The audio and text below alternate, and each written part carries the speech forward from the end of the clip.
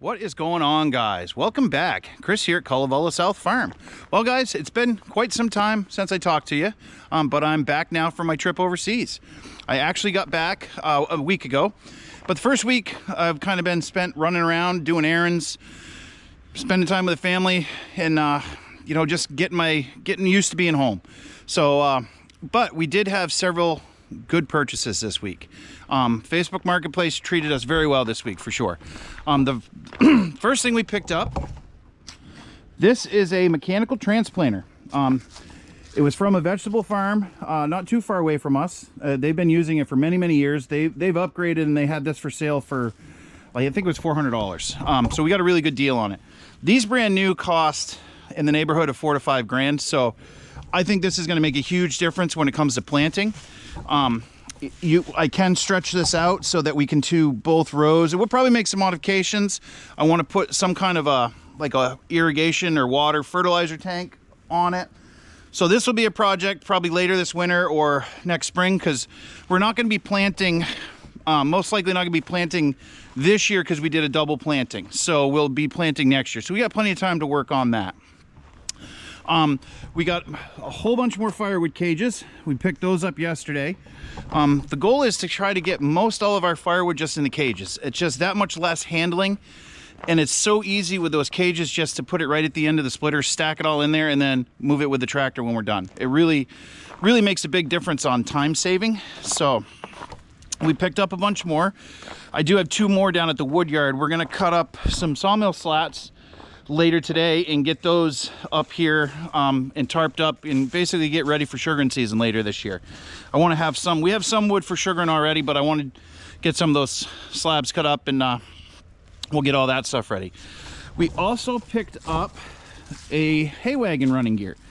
So the plan for this, at least for this year, is we're going to kind of fix it up nice, get everything going good, and probably throw a few new tires on there, build a new deck on it, and this will be our sap collection trailer. We're going to be increasing our sugar bush, so there's going to be lots of videos coming up on our sugar bush expansion. We've put a deposit down on a much larger evaporator. We're going to go up to a 2x6 versus our 18 by 48 that we have now. We're also going to go full mainline vacuum, so that's why you see the tubing sitting here. I did pick up a bunch of mainline tubing and the wire. I'm waiting for a few things that they didn't have that I had to order, so those should be in, and we'll start running mainline. So we're going to put most of our lower sugar bush on mainline to a vacuum setup that we're going to have to build. We're going to do a kind of off-grid vacuum setup, and then up on north, well, I'm sorry, actually it would be east of the East Grove. We're going to expand that by about 70 more taps with a few buckets, because there's a few areas. So there, the other part of that tubing is running a main line for that, and that will be on a second vacuum system. So we're going to be probably pretty close to about 200 to 225 taps. So we're definitely going to need a bigger sap collection trailer.